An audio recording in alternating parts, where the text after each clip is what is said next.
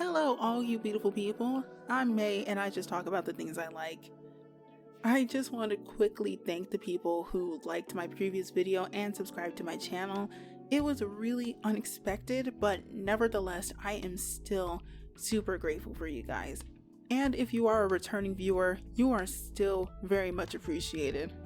This is the second part of my Miraculous Redesign series, and today we are going to be focusing on Chloe and Lila. Before I get into the video, I am going to quickly say that there are going to be some channel updates, but that's going to be towards the end of the video.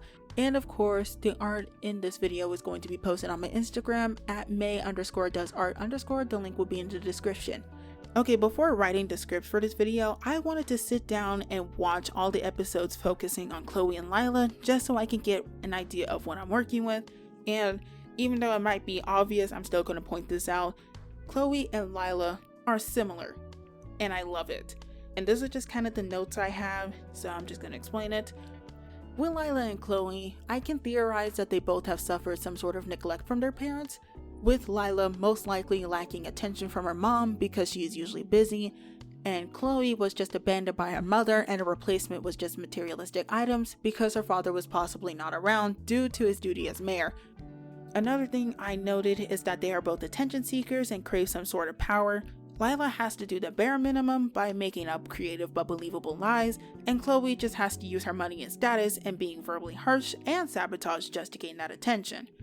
I would say that the one thing that is different about these two is that one is willing to change and acknowledge that she is a terrible person, or at least no one wants to be around her, and the other does not have any redeeming qualities and has just gone too deep. Anyways, with that being said, let's start with Chloe's redesign.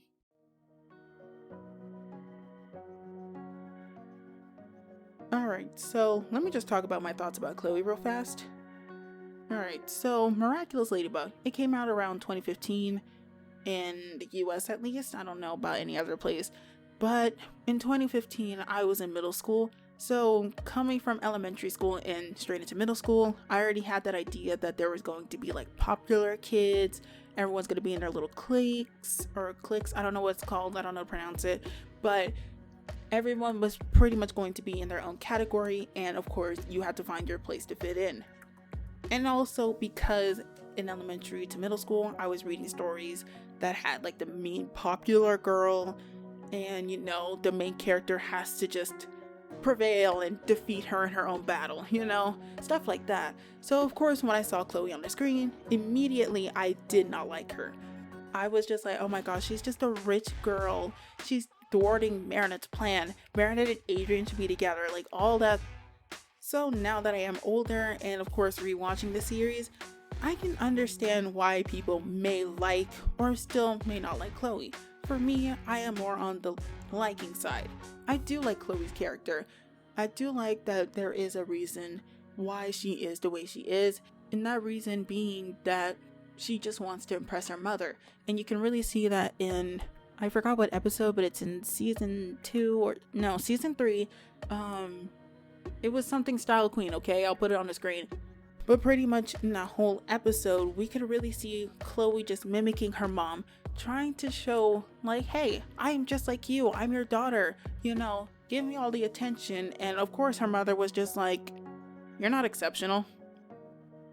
You know, very harsh on her child, like, oh my god. So of course, naturally, when Chloe was getting her redemption arc, I was rooting for her, at least when I was older. And Queen Bee really did make a change in Chloe's life, and I was only hoping that it would only enhance her character, make her a better friend, and all that stuff. You know, just all the classic things you want for a character. But then we get the sad thing called character assassination, and Chloe just reverted back to her old ways. I am upset about this, okay? Because personally, I love Queen Bee and I love Chloe, okay? I already said that, but I'm just going to say it here. So when they brought Zoe in season 4, I was upset. I was definitely upset because number one reason is because there was a lot of hypocrisy with Ladybug saying that Chloe couldn't be Queen Bee anymore, but literally any other characters she used to help in season 4 that already got their identities revealed in front of Hawkmoth, they could still use their powers like there was absolutely no problem. What was the problem? Like, what is the reason? And I'm sure a lot of you guys were like that as well. And of course, my opinions on Zoe, because she is related to Chloe, she absolutely did come out of nowhere. There was no mention of her, and her purpose is mainly to replace Chloe, and I don't like that. I don't like that she just came out of nowhere, had her little sob story, and then everybody loves her. And I'm gonna say it right here, right now, but Zoe is literally Chiaki Nanami in the Danganronpa 3 anime. They both do absolutely nothing, and everybody loves them. But Chiaki is not the point of this video. I'm just saying I'm gonna make a whole discussion about Danganronpa and the whole series in another video one day. And of course, in Queen Banana, when Chloe got upset, when everybody just kind of went along with Zoe, all this stuff, and Chloe's just like, you really just replaced me with my half-sister that literally came out of nowhere? And everyone was kind of just like, yeah. I can agree with Chloe in the situation. I can understand why she was so angry. Chloe has been there for the majority of the series. Okay, that's like equivalent for like being there the whole school year. And then everybody just kind of cast her aside and starts loving her sister. And what we're guessing from Chloe's character, she seems like she does have like maybe an abandonment issue, or she just wants everybody to love and accept her. And if you really do compare Zoe to Chloe, Chloe only has one friend and no one in the school likes her, and she does acknowledge that. She does acknowledge that, okay? She acknowledged that multiple times in the series, where Zoe literally came out of nowhere. She started acting nasty, but then turned around and everybody loves her. Come on. I just want justice for Chloe, okay? I just want complete justice for her character, but I'm going to give a little bit more faith into the writers and the creators, because maybe Chloe is just going to be a little bit awful, and then she's gonna come to that full realization that, you know, she's like, what am I doing? Like, I gotta go turn around and become a good person. Anyways, let's get on to the design. Okay, when it comes to the designs from now on, I'm only going to talk about my reasonings for going with this and not explaining like every single detail, like describing it. Like, I'm just gonna let the design talk for itself. Okay. Anyways, I decided not to give Chloe a pompous Beverly Hills rich girl style, because simply that's not her style. That's not how I see her. She is just a stereotypical rich mean girl. But one thing that she does remind me of is Mackenzie from Dork Diaries, because Mackenzie, she was dressing all rich. She had that ponytail, right? I don't know if she was rich, okay? It's been years since I read the book, but she was walking around like she had everything. She would have her purses, all this stuff, and that's how I see Chloe, really. So that's kind of what I wanted to go for with her design. So this is what I did instead. So I decided to keep her ponytail, but I made it longer due to extensions that she wears. I just thought it'd be funny if Chloe ever got in a fight and then, you know, they're pulling out her hair and then her extensions rip out. I just thought that would be funny, okay? And she is not a natural blonde. I imagine Andre has brown hair and Chloe got her genes from her father. She will later dye her hair blonde because she can, and not just to look like her mother. She wears mostly designer clothes that are casual, mainly the Aggress brand. You're going to see that in the belt and her purse that she has later in the design. And I also gave her red nails because for some reason Junko Enoshima kind of just flashed in my mind, and I was like, yeah, I'm going to give Chloe red nails, okay? I don't know why, but I'm going to give her red nails. It's just calling me. And also because red gives me more of a rich, sassy woman vibe.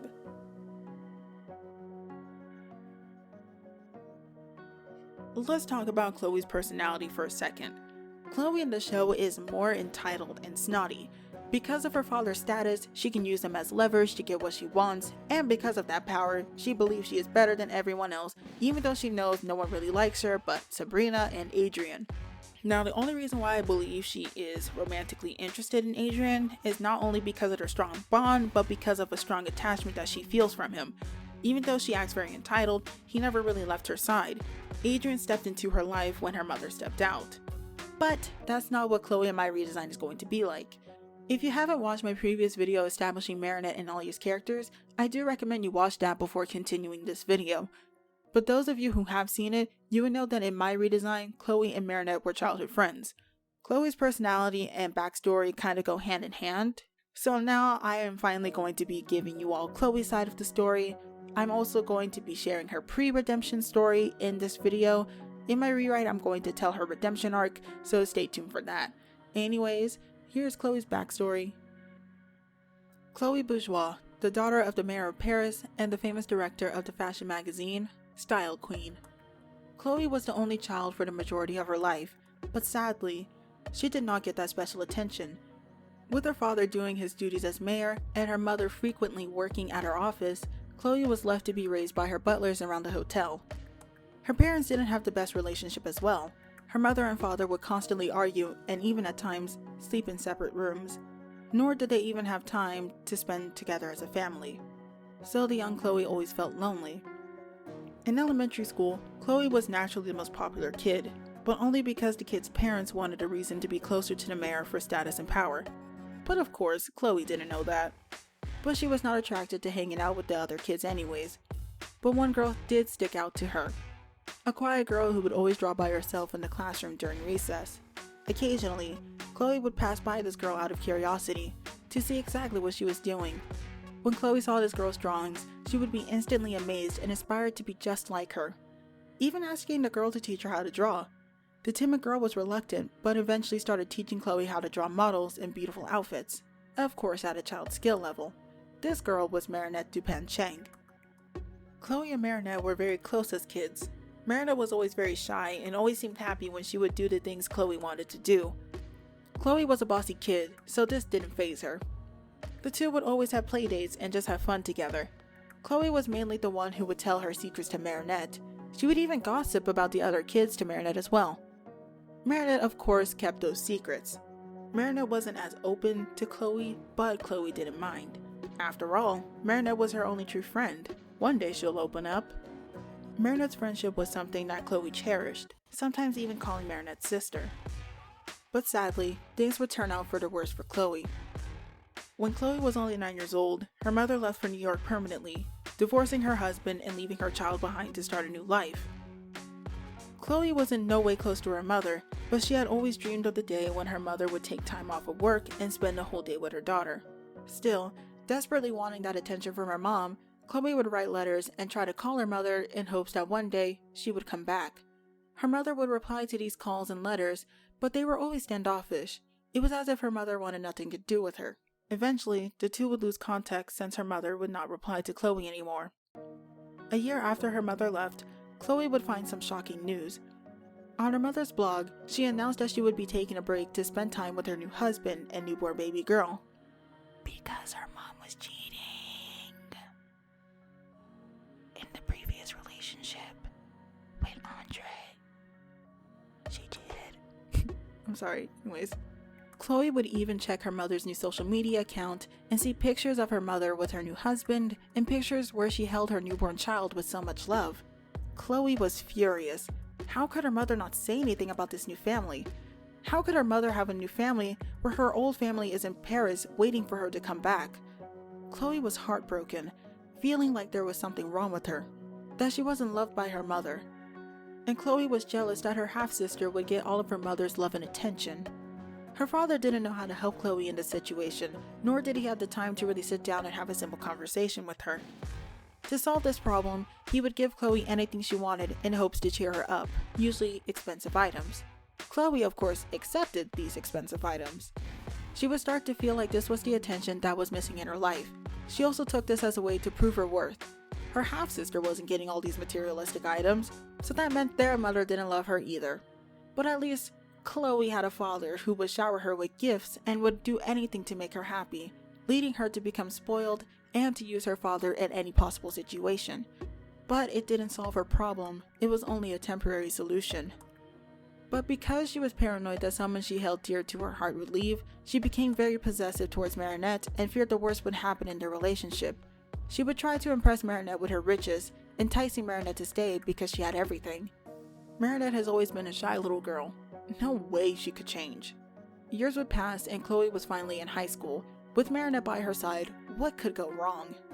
Well, the worst thing she would fear.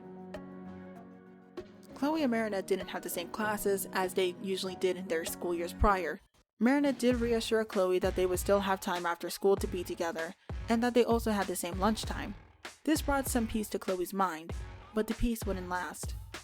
When lunchtime came, Chloe went to go meet with Marinette, but she was with someone. Marinette introduced Chloe to this new girl named Alia Césaire. Chloe felt uneasy. It seemed that Marinette was really happy with this girl around. She even seemed more open as time went by. Chloe would refuse to talk to Alia and tried to convince Marinette at times that they didn't need her to be around, even saying things like, "I'm your amazing best friend. I've known you way longer than her. She's making you act like a different person." Marinette would come at Alia's defense, but it ended up being Chloe's final straw. Marinette was changing. She was happier around Alia. All Marinette could even talk about was Alia. Chloe snapped at Marinette and ended their friendship. Chloe felt replaced by Alia. What did she have that Chloe didn't? She felt very hurt and angry. The one thing she never thought Marinette would do is replace her, just like her mother. But this couldn't go forgiven. Chloe needed to prove herself. She needed to show everyone how much she was worth. That day, she would come home and make her transformation. She would start wearing makeup to enhance her beauty, dye her hair blonde, and start wearing more expensive clothing. She eventually started to get attention from her fellow students, but Chloe knew she needed to take it a step further. She would start flaunting her riches casually to the other students to attract more attention. Chloe would also flirt with the boys at school so that they were willing to carry her bags, hold her books, or sit with her at lunch. She would also plan huge parties and invited the whole school, except for Marinette and Alia, of course. She even got onto the student council and helped plan events for the school. Eventually, she was the most popular girl at school within her first year. But while doing this, she would also bully Marinette relentlessly, mostly just verbal bullying. She hated Marinette's guts, and she wanted Marinette to know that. In her second year of high school, she would meet Sabrina Ray Compris in one of her classes, and she would also meet Adrien Agreste at a fashion event. Since Adrien was homeschooled, Chloe gladly took up the role of being his friend. But it was different. He didn't see her status as something important. He looked past her flaws and accepted her for who she truly was. They also had an unbreakable bond, and he even listened to her troubles. Adrien was everything Chloe needed without her realizing it. Eventually, she did fall for Adrien. But it wasn't a simple crush. Adrien was Chloe's first love. But of course, she wasn't going to tell him that. She cared too deeply about him and cherished their friendship. She was possessive of him, but not how she was with Marinette. But she also did have a fear that the two would meet one day. So Chloe never mentioned Marinette's name to him and would constantly be around him. They would eventually become best friends and remain extremely close all through high school and even going into college. Since Adrien is a model, Chloe would go to some of his photo shoots and be very inspired to start modeling herself. In her last year of high school, she would become a model for the Agreste brand and many other companies, but that's just a side hustle for Chloe. Chloe's true dream is to own a fashion and modeling agency and wants to continue modeling for the time being. In college, she majors in business and minors in fashion design and shares some classes with Marinette and Alia.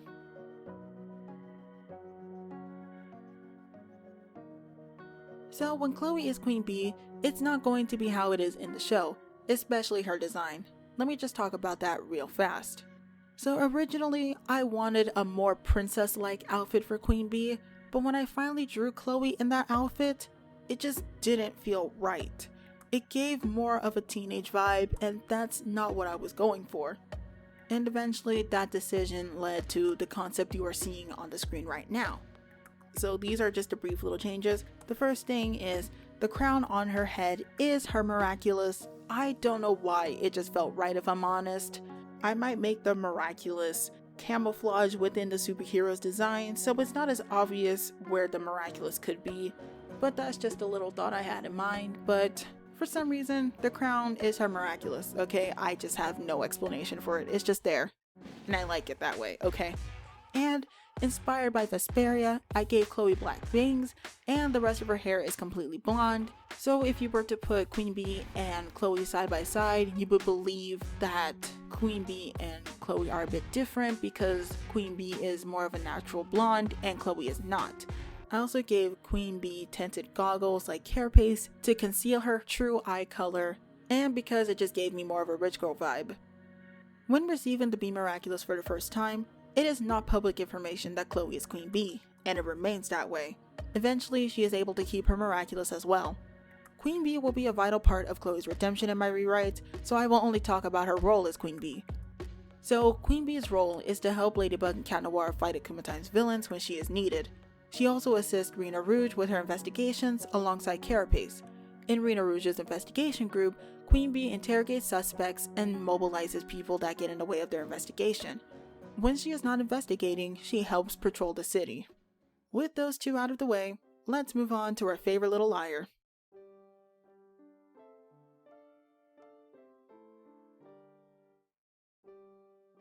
Oh my goodness, where do I even begin with Lila? When Lila showed up for the first time in season 1, I believe I can say she got everybody quaking in their boots. Okay, Volpina added a different type of stake that no other Akumatime's victim had at the time, and honestly, Lila is just a very interesting character. I remember watching the season 1 finale in middle school, and let me tell you, I felt so many emotions throughout that one episode. Volpina genuinely got me extremely worried for our heroes. I was over here sitting like, oh my gosh, Ladybug's gonna risk her identity. Oh my gosh, like, no, don't do it, it's an illusion, like all this stuff. Like, she really made me believe that our heroes are gonna fail in that one episode. And when we continue to see Lila in season 3, because she just disappeared in season 2 for some reason, we really got to know a little bit more of her character, or at least the character she's trying to be. And just like Marinette, at first I absolutely despised Lila. Because even though Lila is Marinette's rival, she is nothing like Chloe. Lila is able to make everyone turn on Marinette with one simple lie, and that is terrifying. But that's why I love Lila. There's also a mystery to her that is yet to be discovered. Whether her past has something to do with her lying habit, or if she has no ulterior motives, Lila, in my opinion, is a good villain. Because right now, it just seems like she's bad for no reason. And I think that's okay. Lila was also alluded to be the next Hawkmoth of the future, so my only hope is that in season 5, Lila will appear more often and that she just grows as a character. I'm still really disappointed that she was barely around in season 4, and in my opinion, she got replaced by Felix. I'm not saying anything is wrong with Felix or his character, but considering the fact that Lila and Gabriel had some sort of alliance regarding Adrian in season 3, you would think that Lila would be around the Agreste home more often, and even the possibility of Lila learning Gabriel's secret identity. But nope, we get Felix, who randomly came out of nowhere in season 4 despite only having one episode in season 3, and he managed to find out Gabriel's identity? I have no words. Absolutely none. Now, don't get me wrong, Felix had me scared in season 4, and I am interested in his motives with the Peacock Miraculous in season 5, and not to mention, he could be the key to the Senti Monster theory that has been speculated for a while now, and I am genuinely excited to see the possibilities that Felix will bring. But I can't help but feel sad that Lila hasn't done anything, nor has made any progress besides becoming a model for the Agreste brand. But anyways, I know you guys want to see the design, so let's get on to it.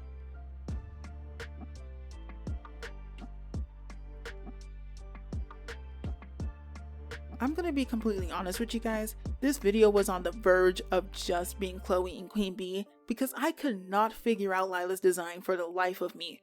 But literally a day after I was done writing the script for Chloe and Queen Bee, I was immediately hit with inspiration and made some changes to Lila's original concept that I fell in love with, and that is what you're seeing on the screen right now. So let me just point out all the things I made to her design. Of course, I changed her hair and her overall style.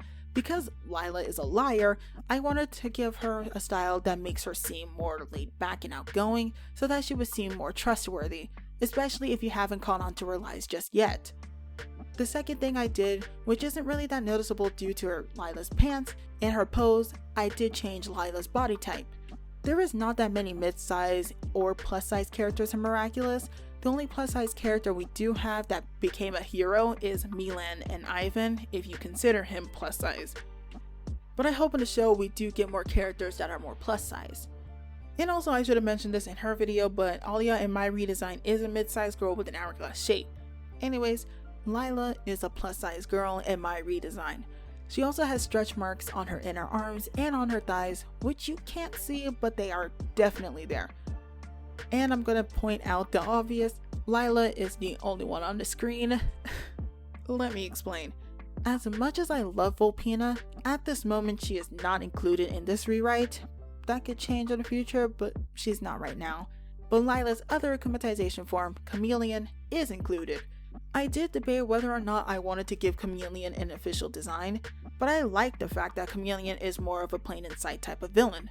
Lila could literally walk around and do whatever and no one would know she was under Hawkmoth's influence. That's powerful. The only thing I am changing about this akkumatized form is that Lila would not have to kiss another person to transform as them. She simply can just change into another person no problem, and the person that she shapeshifts into will not fall asleep. So she would have to be extremely careful to not shapeshift as someone within the same room as her or in general. And since I have really big plans for Lila in my official rewrite, I'm not going to say everything I have planned for the Chameleon in Lila in this video, but I am going to tell her backstory and talk a little bit about her new personality here in this video.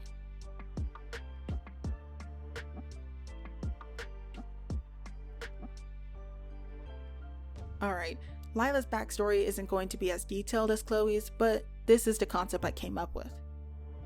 Ever since Lila was young, she has always been raised by her mother, but Lila's mother wasn't always around. Since her mother is a single parent, she had to work most of the time to support Lila and herself. Lila was usually left in the care of babysitters since they didn't have any other family in Paris. The young Lila wanted to spend time with her mother, but sadly, her mother was usually too tired when she got home late and would be gone for the majority of the day, so Lila didn't get her mother's attention growing up. In elementary school, Lila was the target of bullying. The kids in her class would pull her hair, call her names, and push her off the playground equipment. They would also make fun of her when her parents couldn't show up for the mother-daughter breakfast or father-daughter dances. Lila would go to her teachers about this, but they didn't take any action. And since Lila didn't see her mother often, she wouldn't say anything about this and hoped that the bullying would stop. In middle school, Lila started to grow into her body before the other girls, but because her fellow students didn't understand that, they would make fun of her and make criticizing comments about her weight. The kids at the school went as far as to post Lila on social media to humiliate and make fun of her. Lila would try to defend herself against her bullies, but of course, they would ignore and mock her. In the summer before high school, Lila wanted to be sure that no one would ever hurt her again. She wanted to become someone that everyone would love and accept. So when she got into high school, she would start coming up with little white lies, and the kids would believe her. Lila would even go to extra lengths and exaggerate her stories. Not only was she convincing, she was manipulative. She was able to sway people's emotions with careful words and body language, as if she was an actress on stage. Of course, this was a lot better than the attention she got in middle school, so Lila would continue this facade and she would gain popularity. But at some point, her lies caught up with her. In the beginning of the second semester of her senior year, while hanging out with her friend group, one of her friends called out a contradiction from one of her lies. Lila tried to save herself, but eventually the whole friend group started mentioning other contradictions in Lila's stories. With Lila's back against the wall, her friend group realized that Lila was simply a liar. The group would eventually warn the other students about her, and Lila quickly lost her reputation. In fear that she could never recover, she would switch to homeschooling for the rest of the year. But that wasn't the end of Lila's game. She knew she had to be more careful. In her first year of college, she attends the same school as the other characters, except she takes the classes online. In that whole year, Lila would learn exactly what she needed to do to become the person everyone would love. In her second year, she attends the same college in person, entering with a clean slate. Lila's major is unknown to the other characters. The only thing that people do know about her is that she is very involved in the leadership program at her school and helps plan fun campus events. I'm also going to talk about Lila's personality. Lila in My Redesign is not going to be how she is in the show. Lila is going to be more calculative about her lies, but she is going to take more of a manipulation route. so she doesn't lie unless she feels like it will benefit her. She is also going to be extremely observant and use certain situations in her advantage, especially when she is akumatized as Chameleon. At first, she appears as a laid-back girl, but once you get to know her, she's friendly, outgoing, and always has interesting stories to tell. Lila in my redesign is not the romantic type, meaning she is not going to be Marinette's rival solely because of Adrien. When I was brainstorming Lila's character, I couldn't imagine her and Marinette's conflict starting because of a romantic interest, nor did I see Lila having that desire of a romantic interest, but she could in the future. Because their rivalry is not caused by Adrien, Marinette and Lila have a good friendship at first, until of course Marinette catches up with Lila's lies and points them out.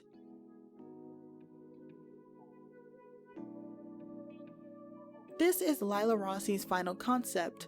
I am so proud of how well this came out. I love it. I just love it so much. Especially the bangs, because I am not good at the type of bangs Marinette and Lila have, but I overcame this and I am happy with it. And also here is Chloe's and Queen Bee's final concept, which I am extremely happy with as well. But that's going to be all for this video. If you liked it, please give this video a thumbs up and subscribe so you know when I release the next video. Also, follow my Instagram to see the art from this video and to also get updates from my channel. Thank you so much for watching, and I will see you in the next video. Anyway, so here's the end of the video. This is where I'm going to be talking about my channel updates. But before I do that, I don't know why, but I kept on forgetting to mention this small little detail. But Chloe in my redesign has a cat named Stewart. It's a calico cat. I don't know why. Okay, I just wanted to give Chloe a cat. Okay, she's a cat person. She's not at all a dog person. But yeah, that's Stewart. But if you guys want to have a different name for Chloe's cat, you can go ahead and put that in the comments. But if you like it, it's still going to be Stewart. Anyways, so I wanted to talk about the updates or the changes on this channel, and this is completely unscripted, so sorry if I'm sorry if I'm all over the place. But of course, with August around the corner, that means back to school for at least some of us out here, and that also includes me. So since I'm going to school in August, I do not know what my schedule is going to be like. I already don't have a set uploading schedule, so I just post whenever I can. That is just my strategy, and I think it's better that way. There's not as much pressure for me to go ahead and post at a certain amount of time, and it's just easier for me that way. I already have my own little deadline on when a video needs to be done, but never when I have to upload it, if you get what I mean. But I try to upload any video as fast as I can. But with that being said, now that I am going to be having a more busier schedule, I do not know what's going to be happening with the Miraculous Redesign series. It's not going to go anywhere, but most definitely I do not want to delay it or make you guys wait longer for like the next part or anything like that. I already wanted to extend the 6-part series into a 10-part series, where in the final rewrite, when I'm actually explaining you guys just the story and all that stuff, I wanted to split it into 4 separate parts because, you know, as I already said before, each season represents a school year for the kids. So it's like season 1 is their freshman year, season 2 is their sophomore year, yada yada yada. So I was going to do that for my actual rewrite, just split it into 4 parts, and then maybe when I'm done with it, like when I got all the 4 parts out, I can make like one big video for it, and then if you guys want to watch it like a movie, you can. We all know that I do 2 characters per video plus their superhero persona or alter ego. I don't know what word it is, I don't care. So that also takes a little bit of time for me. But the good thing is I have been planning this redesign series for months in advance. So most of the characters, I do already have a concept going on for me. I do have some of their backstory. Like I have things that are already being workshopped. But because I'm going to be so busy soon, I don't know if I'm going to have just one character in one video because it's going to be faster for me. I'm just letting you guys know in advance. As much as I would love to have those 2 characters in one video, if it comes to the point where it's only 1 character per video, I'm not gonna say it's not gonna happen, but I'm not gonna say it is going to happen. It's more just depending on my schedule and what I can do for you guys, because I don't want it to come to the point where I am waiting months, like longer than a month, to give you guys like another part of the series. But I'm just letting you guys know that if I do split up the characters, do not worry, you know, it's gonna be fine. I'm just trying to get the videos out to you faster. And also for the rest of this month and a little bit of August, I'm going to be taking time to record other videos that are not related to the Miraculous Redesign videos, but also focusing on the Miraculous Redesign videos, because I wanted to do other content besides the Miraculous Redesign series. Miraculous isn't going to be the main thing on this channel. I just want to talk about anything I like, so I'm going to be preparing other videos that are going to talk about other things. So just in case, if let's say a redesign video does get delayed, I can release another video talking about a different thing, and hopefully you guys just would like that as well. I'm currently working on a Danganronpa V3 discussion video, and that's going to be on the back burner, so hopefully you guys like that when it comes out. But anyways, that's all I really wanted to say. Thank you for being so patient with me, and I just appreciate you guys so much. Anyways, I'll see you guys in the next video.